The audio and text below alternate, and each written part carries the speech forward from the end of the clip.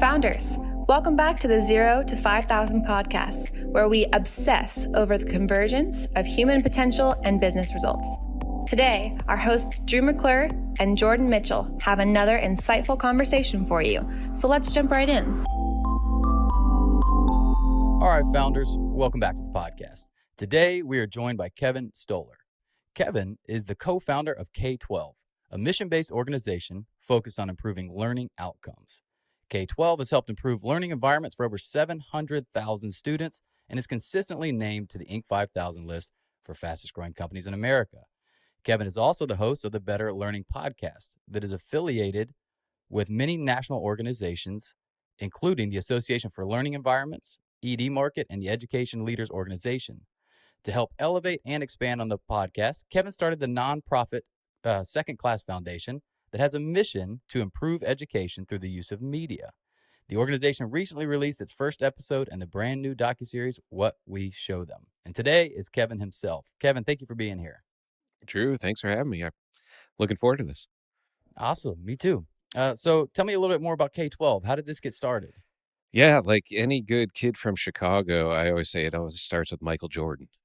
Oh, really? Perfect. Yeah, that was my influence. I really thought going through college, I was going to do sports documentaries, like 30 for 30 types of things.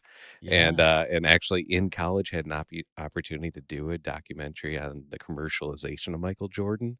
And then the real world came and I'm like, oh, I can't just do this stuff. I have to go get a job. So worked for a couple Fortune 500 companies and just really did not like it and knew I wanted to start my own and do something that I was more passionate about. So 15 years ago in 2009, I recruited one of my friends into this smaller company that I was working at and said, all right, now's the time. How are we going to do this? And we came up with this game plan to start a company, and it was leaving the company we're at, and we had a non-compete for 12 months. And we're like, well, what are we going to do for 12 months? And his uncle had a school furniture business a couple hours away from us and said, hey, why don't you sell for us? So I would say I got into a complete accident. School furniture business. Yeah. And we're going to sell school furniture. And that's what we did for a little while. We set up an e-commerce company, but it was really about 4 years into it that I became friends with a school principal in the town that I was living in. And he said, hey, I got some teachers. I want to do something. And he's like, come on over. And I went to go visit the school. It's just like the most ordinary school in America. Like if you just picture what an elementary school looks like, this is what it looked like. And I walked into the lobby of that school and something felt different and I didn't know what it was. I'm like, what is going on? There's this buzz of electricity coming from this wing of the school. And the principal came out and I'm like, dude, what's going on? Like he was one of those like amazing leaders. And he's like, he just smirked. He's like, come on, follow me. And I follow him down the hallway and he just shows me what's going on. He opens the door. He's like, watch this. And I saw a teacher do something that I just wasn't familiar with in school. It was she had these kids in this U shape around her, like paying attention, and she said, like gave some instructions, and then she's like, all right, let's break. And it felt like there was like this football huddle that broke, and they immediately went into these groups of 3 or 4 students, started like working on anything. The teacher was like dancing through the room, and you would see a kid just kind of like push away a little bit and work like when they had to work on something independently, and then the teacher would get everyone's attention, be like, hey guys, hey, look at this, and immediately this 3rd grader would just give a presentation to the rest of the class. Wow. And by the end she just kind of got everyone back in and recapped it, and I'm like, holy cow. I'm like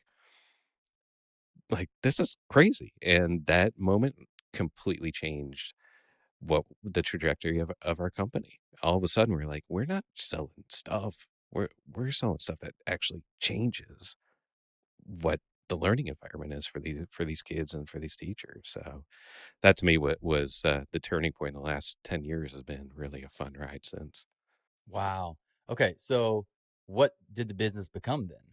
what did you see that you started putting together as a product or service? Yeah, so it was still furniture. We noticed it was really the furniture. It was literally you can take the same exact space of that, but we all have this picture of this Ferris Bueller idea of like what school looks like. These like big bulky desks, where Yeah. there's like something attached to the chair. It's really hard to move it. Usually you're sitting in a straight row looking at the teacher, and that's what I grew up with. That's all I knew. And being able to change that was like, oh, like we got a mission now. We have Hmm. a mission. So the good news is there were a lot of products that were coming out about that time.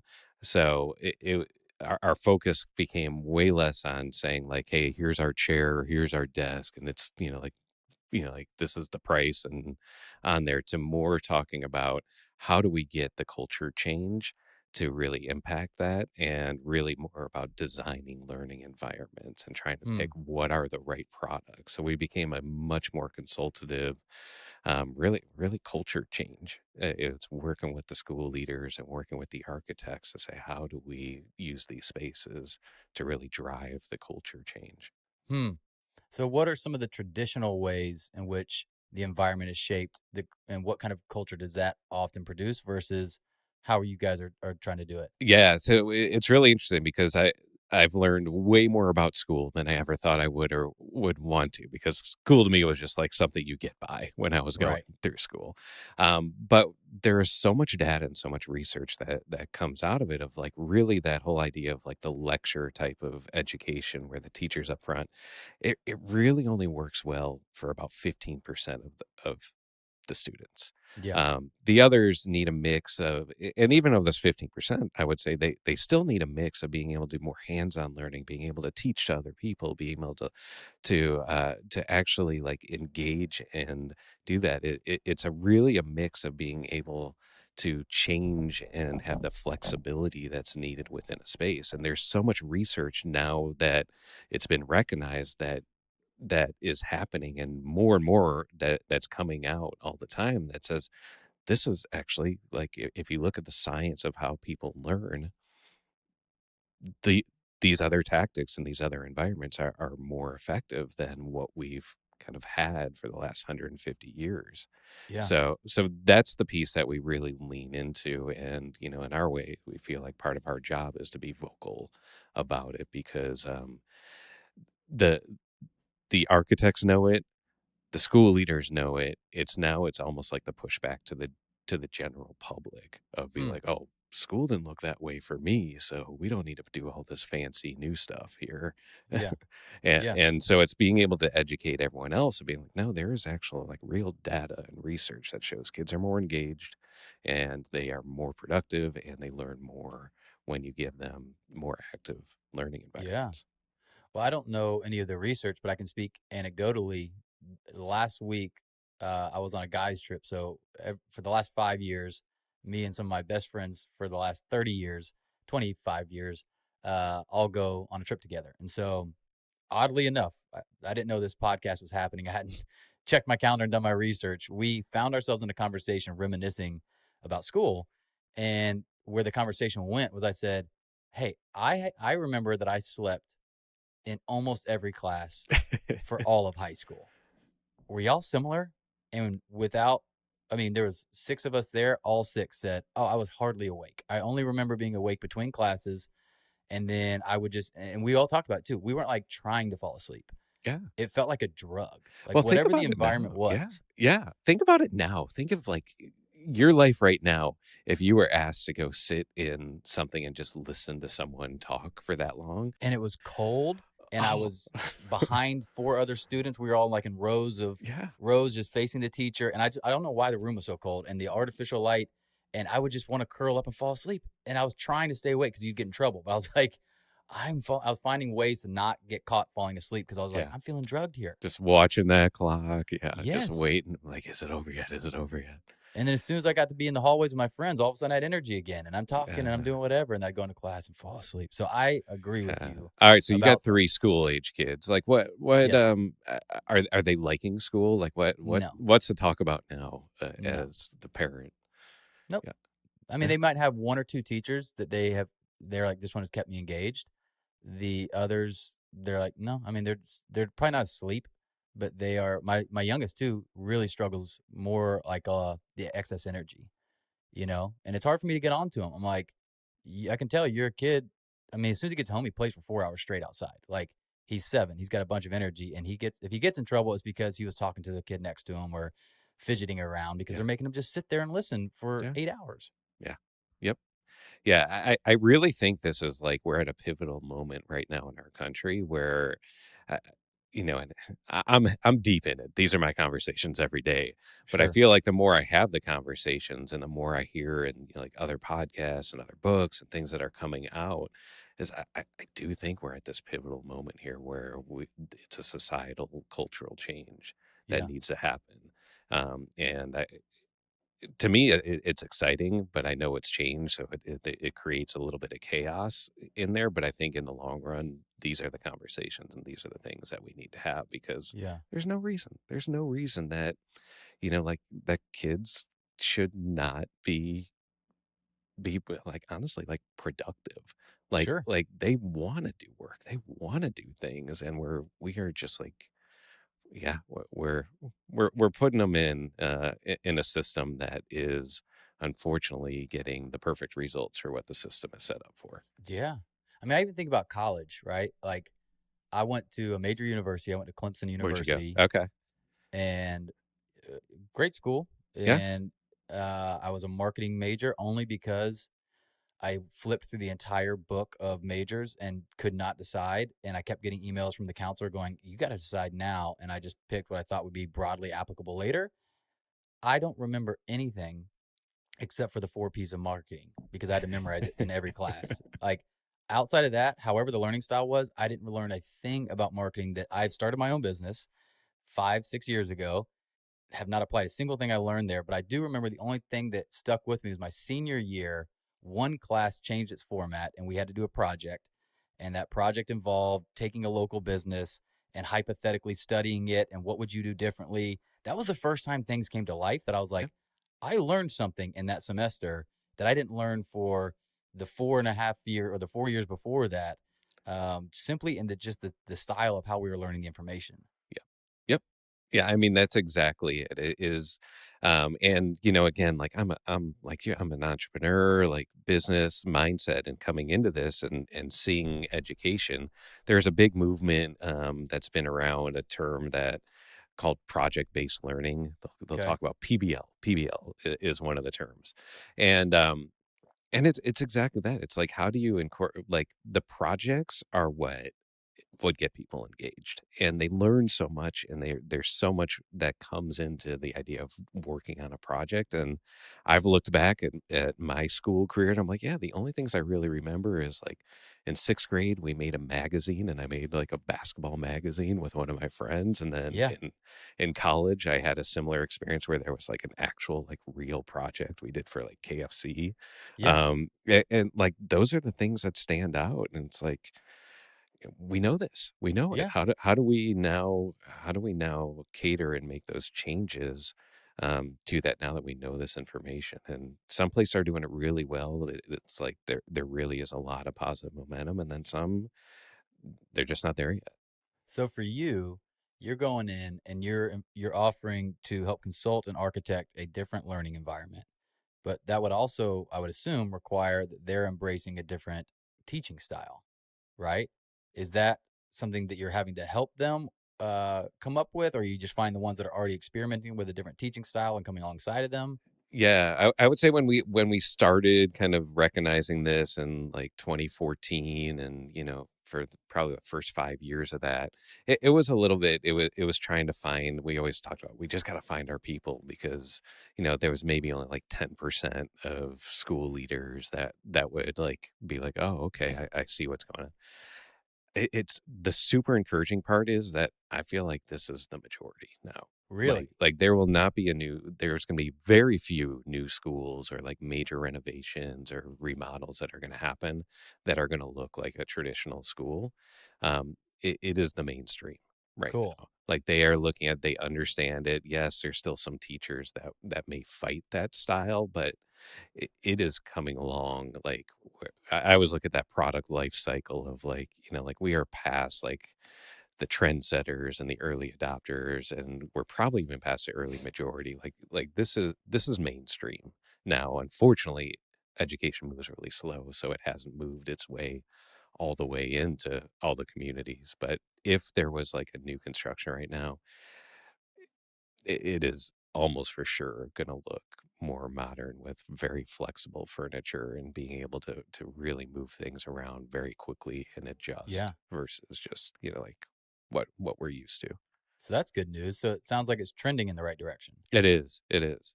Yep. Cool. In those first few years where you're having to be, like you said, kind of the early adopter, the trendsetter, it's not all schools are thinking this way.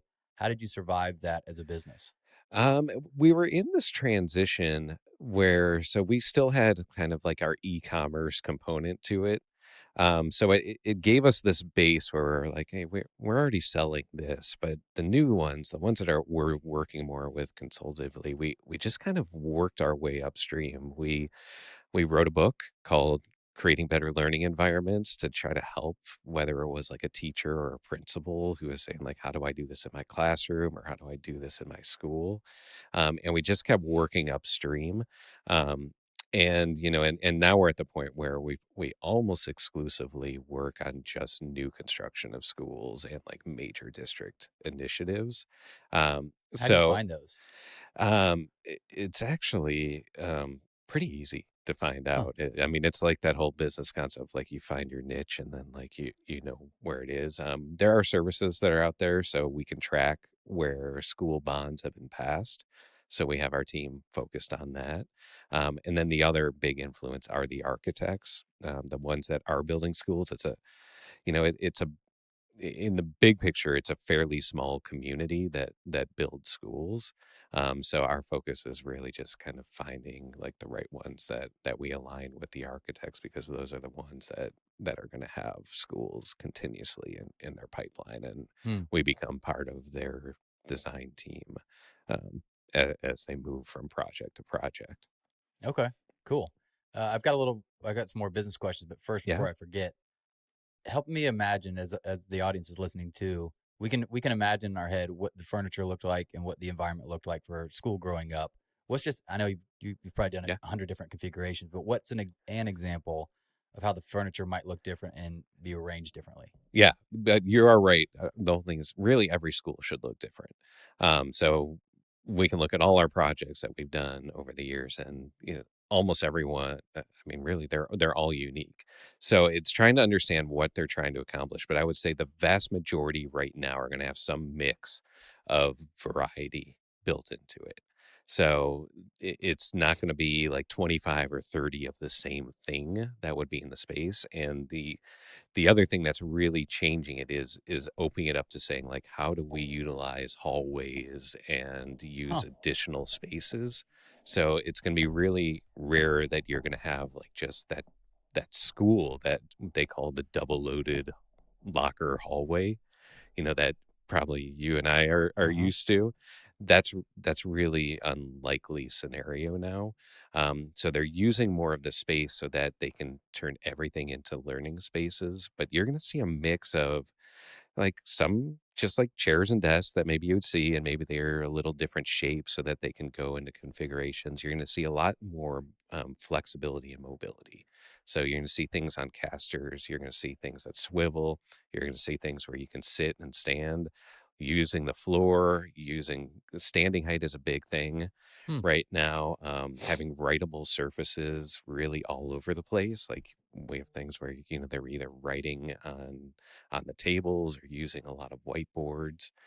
Those are the things of really just this variety. A lot more of what we call soft seating, but it's more of like lounge. Like you would think it's like lounge type of furniture, but it is literally just having a lot of variety in there. Yeah. Um, and just knowing that you're going to use spaces differently throughout the day. So we always talk about the 60-second rule of like your furniture in your space, you should be able to reconfigure it in under 60 seconds. Yeah. So to the point, like kind of that teacher where it'd be like, yeah, you maybe there are times where you want to have more of like a discussion, but then there's times where, you're going to have more individual work or group work. Interesting. Yeah. So instead of just all facing one direction, there might be times they're facing each other, facing the teacher in a round or a U shape or something like that. Exactly. Yep. I remember reading, God, I can't remember the book or even the author, but it was about Disney's creative arm. And they were talking about some of the small but innovative things they did just even as a team around creative discussions. And they noticed, like, depending on how they set up the table where the writers were and whatever, it was either inhibiting creativity or it was promoting it. And so some of it was even like where the most important voices were in that table. Others were being more in a round where there was no head of the table or someone left out of the discussion because they were down to the right and couldn't hear the middle and that type of thing. It was just interesting that, similar to you, they were finding real value in arranging things differently for the discussions they were having. Yeah. I mean, if you think about it, it matters to us as adults, and it absolutely matters to them as kids too. Yeah, because I think at first it was more like a flat line, and the head writer or whatever be in the middle, and everyone's kind of leaning over down the line trying to listen, and it was set up in a way that that's the authoritative voice, and they're like, no, no, no, we want everybody to feel like they're equally a part of the conversation, heard everything, contributed. There's no center piece that person's voice is Yeah. most important, and I just found that being really, really fascinating as a Yeah. creative person. Yeah, that is. In education, there's actually like it's called a Socratic seminar, and it is exactly that, to foster that, and it's to have them where they're all facing each other, and it actually the teacher removes themselves, Hmm. and it's amazing. I mean, it is amazing when you see this happen. Like you would think, like like you'd think like Chaos. 10-year-old kids, or like like high school level, you'd be like, no way are they going to do this. They they just have conversations. And it's Wow. really cool because Yeah. I never had that. I never experienced that. Yeah. Heck yeah. I mean, I might cut this out just because I don't talk about anything politics, and I'm not going to talk about politics for a side or anything. But what I just found interesting is I did, whether you ever listen to him or not, I did listen to Trump being on Rogan, and the point was that I just I want Kamala to be on there too because I never get to hear these people in leadership have a real discussion Just talk. Yep. without someone interrupting, without an agenda. And it was like, I want both of them to be on a 3 hour conversation. And I remember people have said I wasn't old enough, but a long time ago, apparently it was more like that, that you would get to hear long form over the radio, long form discussions, and really getting into the details and finding out who the person is. And I'd want to do the same thing with my classmates, with my teacher, like, let Yeah. me get to hear you. Let me get to know you. Let's have a discussion about it. Yep. Yeah. I think that's why I think you and I really like podcasting. Love it. And I think a lot of people do. I think it's why it's kind of a lost art of being Yes. able to just have those conversations. Not to bring it all back to schools, but that's a great example of how the system is making it really hard to happen. There are laws in most states where you have to have like 47 minutes for science. You have to have Huh. 47 minutes for math. And so part of this movement, this kind of this educational movement that's going on, is like, let's get rid of that stuff. Like there should be time that sometimes we need a 3-hour block to really dig into something Sure. and go deeper. So it's yeah, like I It's a said, complete I'm a reimagining. business person. I did never thought I would get into this world, but to me, it's all wrapped into the mission, and Well, it's an yeah, important you can't, mission, man. I mean, yeah, we're you raising the can't next pull certain generation. things out, right? We're raising Exactly. the next generation of thinkers, of leaders, of philosophers, of business men and women. And there would be, I remember I thought my entire life I just didn't care. That was the assumption I made. I was like, I think I'm a lazy dude. I just don't care about learning until I got to college. And it wasn't college itself. It was, I found some things outside, like in my extracurricular, that I was very interested in. And same thing when I got out of college, I was reading on my own, I was learning on YouTube, and then I realized I am a learner. I actually am Yeah, fascinated by things. I just wasn't given the opportunity yeah, to have a connection made of why should I care about this? Why does this matter? How does this impact my life or my life moving forward? And that was a wake up call. It was like a reimagining of myself. I was like, hey man, no, now, not to crap on, teachers were doing the best they can. They inherited the system, and I believe they were trying to connect with me. Yeah. So not even blaming them, but I just assumed I don't care. And then I realized I really do. I just needed a different way of interacting with information, you know? Yeah. Yeah.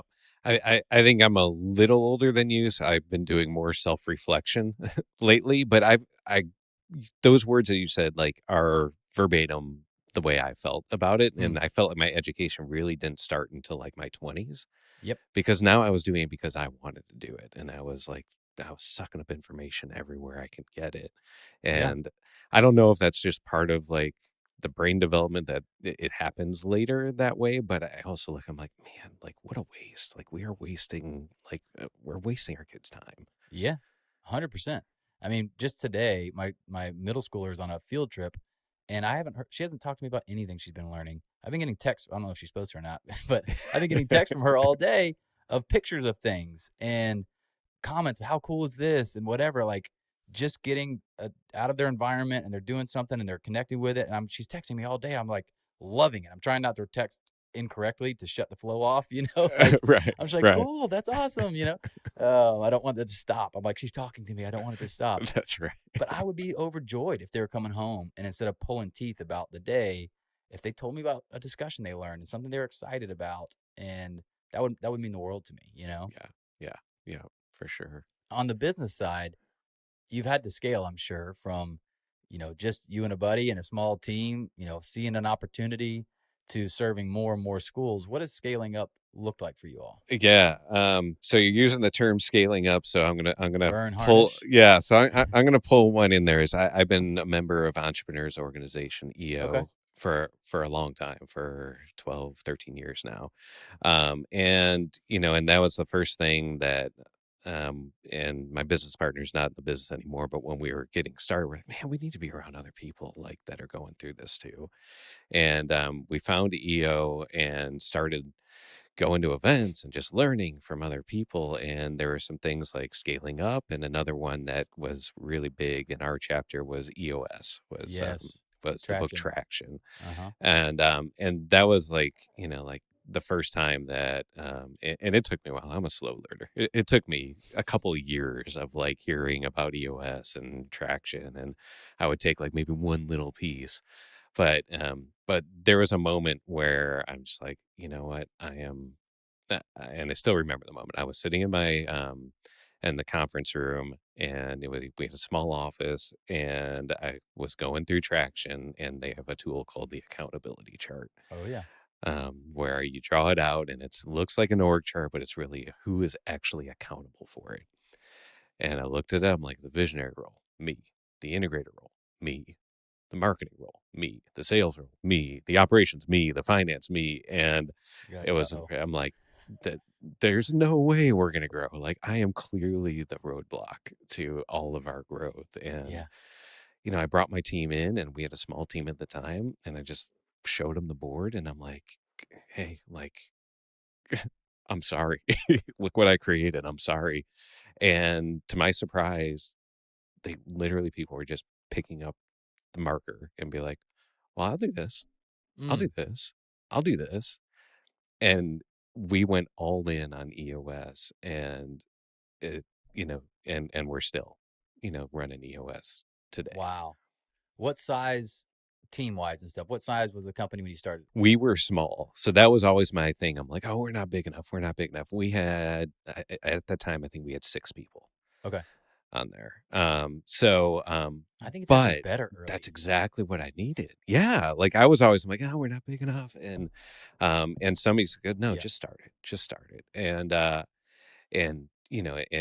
that was huge, like we went through all of it in that 6. And with that is, you're constantly like trying to do that Get it, GWC want it. of the get it, want it capacity. And, we've had to make moves, and, we have different people in there, but that structure is still remain the Yeah. same. And yeah, So the tool, and to me, it's all just been about just trying to get everyone into one seat, because as a smaller company, you have to sit in multiple seats, but faster you can get everyone in that one seat. the tool he's talking about, if the audience is listening is not familiar, is the people analyzer. And it's a really effective tool because often you will have a feeling that you don't know how to quantify. I feel like this person's a good fit for us or for that role, or I don't feel like this person's working for this fit, for this role. And it's a really helpful, you can never be 100% objective, but it helps you really put on paper some key things like, hey, let's find out if they're a culture fit. That would be our values. And here's a way in which we could score that. Let's look at if they're a role fit. Here's some of their key, things they're responsible for, and let's score that. And then he said GWC, you kind of ask, if this person's got an issue, do they get it? All right. If they don't, we can help them get it. Do they want it? Do they actually have a desire to be here for this role? And third, do they have the capacity to do it? And just that alone, so I work with fast growing companies as a consultant and coach. Just having those things involved often brings ahas so quickly, just like the accountability chart for you. That's why I've been feeling that way. And now we at least have a decision we can make, or we have a conversation we can have that is so much more clear with that person around what's been going on and what possible roads we could take to improve something or shift you over here or help you move along if this just isn't going to work out for you. Has that been your experience as well, using things like the People Analyzer? Absolutely. Absolutely. I mean, the tools are so basic. Every time we run into an issue now, after we've been using this for 10 years, it's the same thing. It's because we start breaking away from it. Be like, no, there's a tool for that. Like it gives you that structure. I think, as entrepreneurs, we think we need to make it all up. Like the whole thing is like, we're entrepreneurs because we create something that didn't exist before. But man, if I even go back again, if we even go to education, like this, like the tools on that are not taught at any level. They're not taught anywhere, even at the college level, even if you go into like the best entrepreneurship programs at a college level. That's not taught until you have to like do it on your own. and what I just come back, what a missed opportunity. Like the structure of that, like to your point, the 4 P's of marketing. Well, what if you actually knew all the tools of the basic tools of business? 2 others that I've seen almost every time we walk in. If I go to a company and say, hey, how would you rate your meetings? Scale of 1 to 10. Never. No one ever gives a 10. Most are somewhere around 4 or 5. And that's a basic, like, we know we need to have meetings. We've been having meetings for years. We know we have to, our leadership team needs to meet and have discussions and make decisions. And they would all say, our leadership meeting is pretty ineffective. And then you give them the most basic. Like, it is not complicated. Try this agenda called an L10 meeting, and you can even, if you want, you can change some things out if that doesn't really work for your business, but you finally have an agenda that you do the same way every time, and you start noticing the scores go up, and scores go up the better they get at it. And then people are excited about having their weekly leadership meeting. Another is they have some tools, just, again, they're more a framework for when you hit, by the way, I don't even sell this, so I'm just geeking out with you. we help. Me too. Like I've actually been talking to EOS. I'm like, why am I not just working with you guys? Because I'm selling it all the time. Well, one is they made the franchise fee astronomical, which is ridiculous. We were actually EOS implementers. So we were certified, paid the monthly fees, all that kind of stuff. And then they switched to a franchise model. And I think right now it's about $50,000 to just be an EOS franchise. And we said, nah, we're good. But I will say too, just as I've been here, again, I don't make any money for promoting this. It's the number one thing I've heard. It's not the only thing out there, but out of 300 plus guests I've had on here, it's the one that I've heard the most often has really helped us. And I'll give the last example. Every company hits a ceiling where for whatever reason we plateaued and we don't know how to break through. And that's usually when we complicate things. That's usually when we get away from things and we start trying things. They have 5 things just to go through as a checkpoint to help you break through the ceiling. One would be, where do we need to simplify things? Which is the opposite of your instinct. The opposite is to complexify things. And that's when you go, where are things complicated? Oh, dang, this system has gotten out of hand. Our marketing has gotten way too complicated. We've gotten away from the basics. And you start doing, so they have a checkpoint of like 5 things that you look at, and usually 1 or 2 of them are what you need. You apply those 2 things on, with your own intellect of how the business works, and all of a sudden you're growing again. And it's like, thank you. Finally, someone has given me like a break glass in case of emergency. Look at this checklist and say, do any of these apply right now? Could they be leading to us having a plateau? Yep, there it is. Does that make sense? We're in the same world. So it is. I mean, I can go through the entire history of our company, and you just go through it, and it's all about the Yeah. EOS tools that Yeah. helped us get there. It's so good. And again, if you're saying it's too early, there are cases I've told people, hey, it might complexify things right now when you need to just be freewheeling and going. But again, it's the entrepreneurial operating system, meaning it actually works better the earlier you start, and it's harder. Yep. I've told some really big companies not bother with it because they're already so big that I'm like, Yeah, no, I agree. Yeah. you, Yeah, I would agree with that. It does help when you're smaller. It does help when you're mm-hmm, growing. Yeah, I had someone in here in my office yesterday doing just some mentorship things, and I'm like, it was just him. So I'm like, I pulled out the yep, VTO, and I'm like, this is like the 2-page business plan. Like, honestly, if you want to do the first page, you can. But if you just focus on the second page right now, just like, what's your 1-year goal? What are yep, your rocks? So in the next 90 days you need to do, and you just start tracking that on a weekly basis. Whatever issues you have the answer to yet, just park them over correct. here because you'll eventually get to them. And if you can just Yeah. do that, you're going to be off to a good start. That's how I got introduced to it. My friend who ended up becoming my business partner, who's still my business partner today, I was starting my coaching practice and I was struggling. And he just said, hey, you want to give me a weekend? And I was like, yes, you want to give me a weekend? Like when you're on your own, you're like, you would give me a weekend? And he's like, yeah, I'm going to take you through this thing though called traction. I was like, okay. And he just picked the pieces that he knew would help me. And it was really clarity.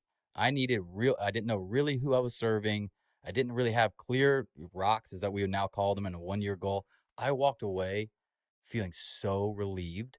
I was like, oh my God, I know what to do.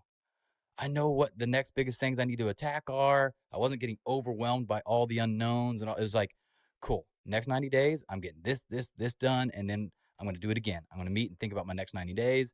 And so that's what got me hooked. Is it got my business off the ground, and then later we brought it in more fully when we were bigger and it made more sense, and that kind of thing. So super super helpful. Has there been Okay, so you've had EO, which has been a community of learning and support for you. You've used Traction and EOS as like an internal operating system for you. Has there been anything else that you've found that's really aided and supported your growth as a culture and a company? Yeah, I mean the other one that I follow a lot and I do is the strategic coach and Okay. the tools that they put out there. Yeah, I mean, I What's his I have a name again? I get his routine. emails, I think. Is Yeah, that strategic. Dan Sullivan? Dan Sullivan, yep, Yeah. and then Benjamin Hardy was Yep. his kind of author partner, and they put together a series of books. And literally, I just re-listen to them and re-listen to them and 10x is re-listen to greater them. than 2x was mind blowing. That one's mind blowing. The who, not how, which Yep. is about building that team and trying to find the right people.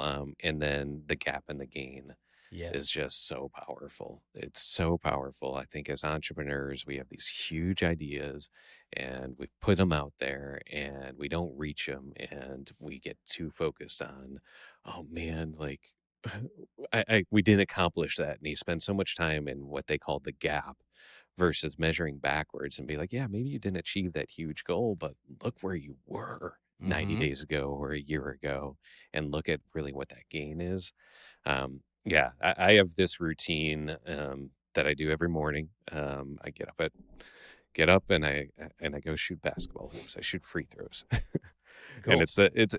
at the basis of it, it's really dumb what I do, but it's so powerful for me. And not saying for other people, but for me, I shoot sets of 50 free throws and I'm listening to something while I do that. And then I track how many of those 50 free throws that I make. Huh. And I'll do sets of that. I'll typically do like, depending on how much time I have, like 4 to 6 sets of those in the morning.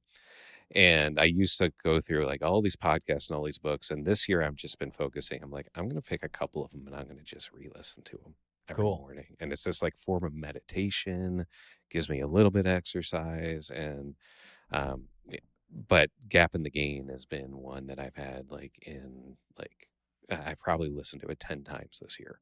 Wow. Wow. Okay.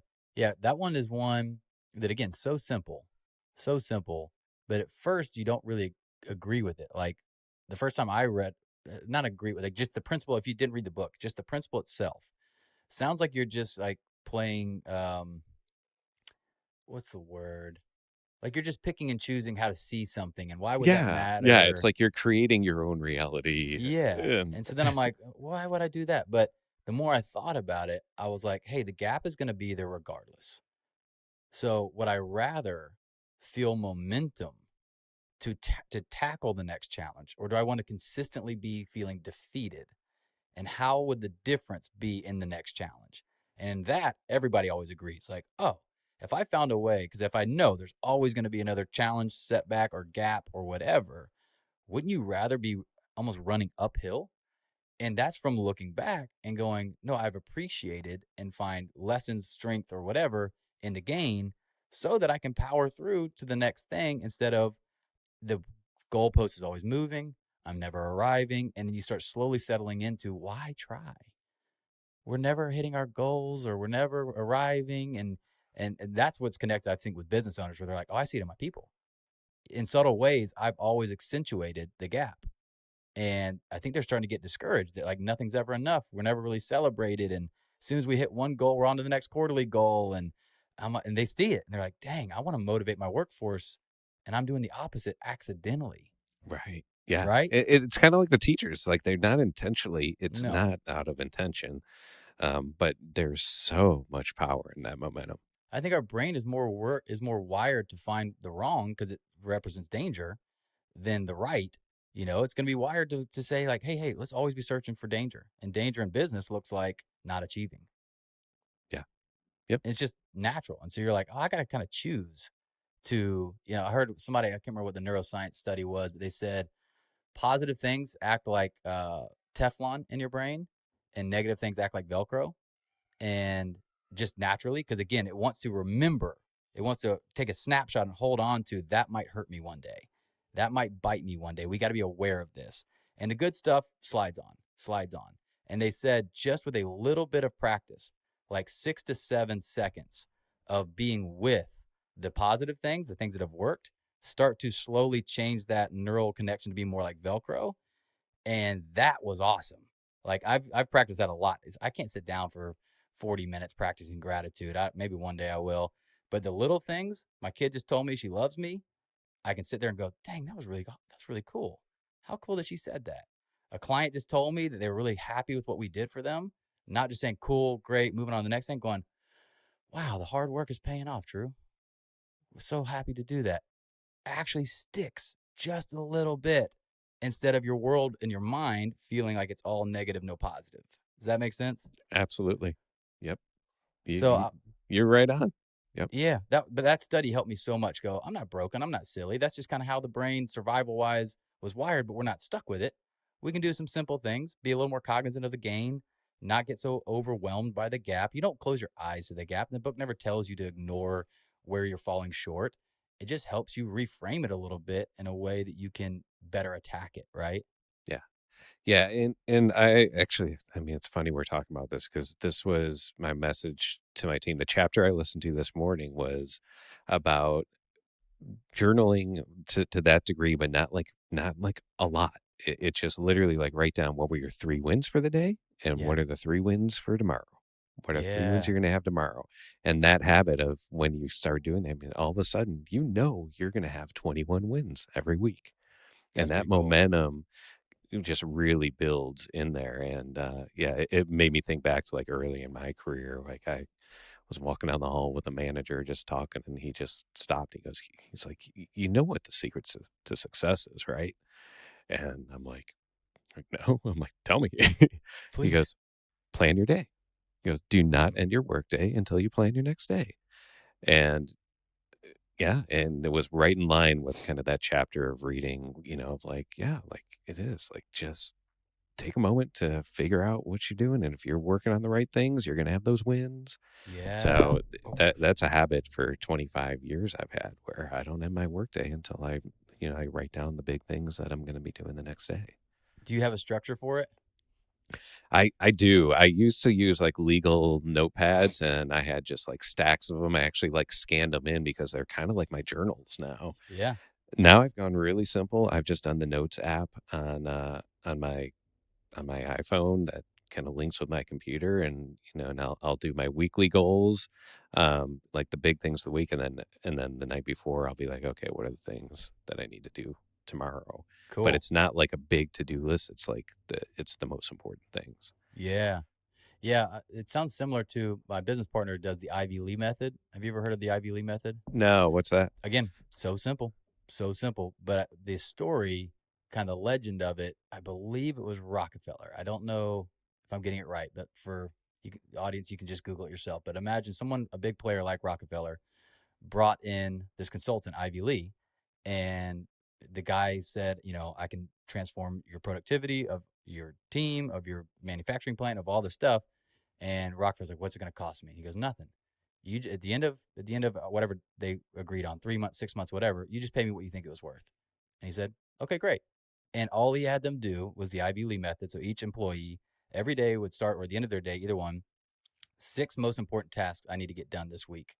Or no, sorry, 6 most important tasks I need to get done today that is going to keep us on track for what we're trying to do.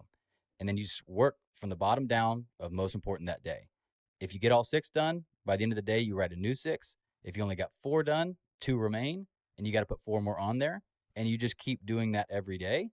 And by the legend is at the end of whatever the time was, Rockefeller wrote him a check that was worth 7 figures in today's economy, because he was like, Yeah, oh yeah, you transformed my business. This was yeah, easily worth this type of thing. And so I can see it on his calendar. We have a shared calendar, and I see at the end of every day, 4:30 to you can 5, it see says the Ivy same. Lee, Ivy Lee, Ivy Lee.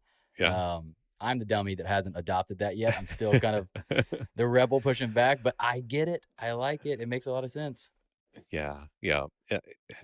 I mean, it literally takes me under a minute every Yeah. day now. And you're doing Like your own like version of once that. you form the habit of it. Yeah. Yep. Super cool.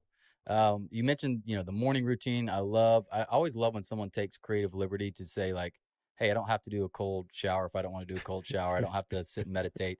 I find that shooting baskets, 50 free throws while listening to a book is very helpful for my morning. Sounds like you have something to end your day.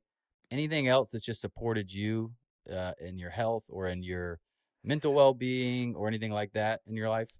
This one's a little counterproductive in today's world, but like my whole team works remotely. I've done it where I've had to work from home. I do find a lot of value in not working from home. Mm, I go to a co-working location, and it again, that space matters to me. Like I recognize I want to have like a little bit of interaction with other people. Um, but then when I'm at work, I'm at work, and I can leave it when I'm done. mm, That's been a really big thing for me.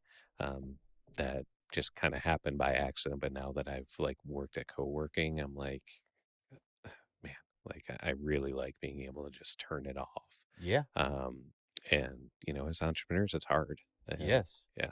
especially if you are working from home, or I didn't even like it when I had to go to an office with employees. I just I wasn't a good leader for that.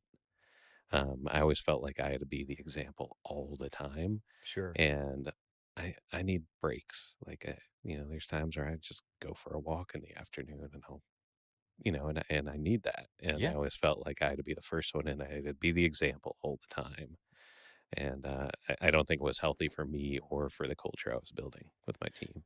Yeah. I'm working from home right now. I have been since 2020. And this is the year that it finally hit me. Like I'm actively looking for somewhere else to work. And I think what started to take a toll on me is being in the same place all the time. So Mm, there's the mixture of space, which is tough. It's just that your brain likes association. It likes to associate the space with something.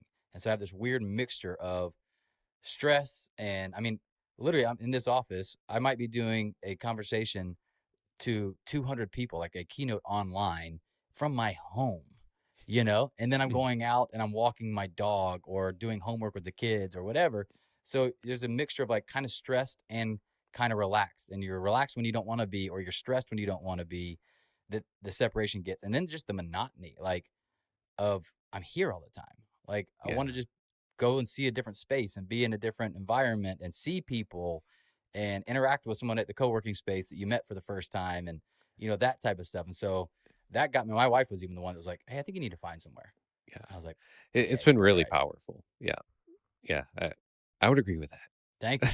Well, all right. And that was what I hope I don't speak loud enough. My daughter can hear. She'll freak out. She wants me to move out because it would free up a bedroom for her to not share with her sister.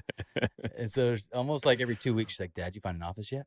And I'm like, I'm working on it. It's also expensive, by the way. I'm saving $1,000 a month or whatever, being here, but no, it's coming time. She needs her own space. She's in middle school. God, I hope she doesn't hear me because that's going to put the pressure on. I love it. All right. Man, final question for you.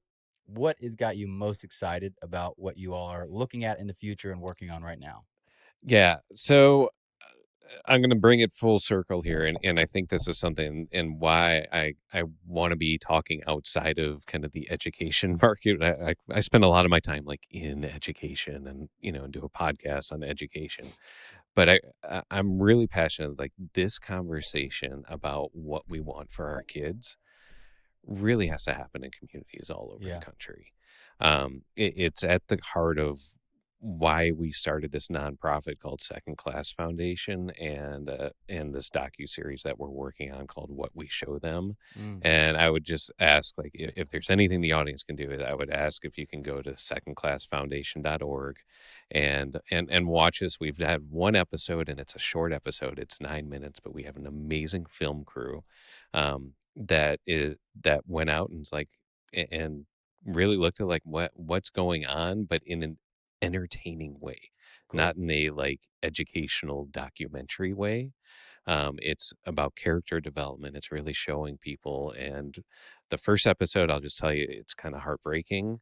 But when you look at the 10 episode season that we want to produce and that we have mapped out, it's because it's about showing the transformation.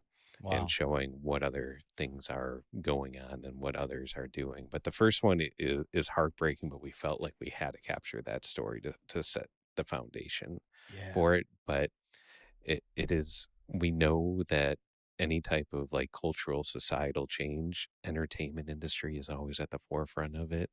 And to me, that's the passion. Like if I can, and then the personal side of like, I love doing it. Like I love doing documentaries and film and like video production types of things. So say it again. Where do they go? So it's secondclassfoundation.org, but second is spelled out. So it's SECOND. And we just came out with the first episode and I'll just say we ran out of money. We haven't mapped out. So I'm in the process right now trying to find other people and organizations that would align with us and help fund this, because like I said, we haven't mapped out to do a whole series. Super cool. I would just love to do it. I feel like it's, again, the bigger mission of what we're doing as a company. It's, we can really change this more at a cultural level. That would be amazing. Like that would be the most rewarding thing we can do. All right, audience, let's rally behind this. secondclassfoundation.org. Yep, you got it. Awesome. Kevin, you are the man. I love when I get to interview a founder and a company that I can say I'm truly glad exists in the world and is doing what you're doing. So appreciate you and all that you're doing for our kids. Yeah, same for you, Drew. Thanks for doing this. I love these conversations and glad you're doing it. Thank you, sir.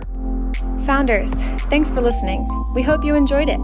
Make sure you subscribe to the podcast and hop into our monthly founder email so we can ensure you stay on the edge of peak performance and massive business results.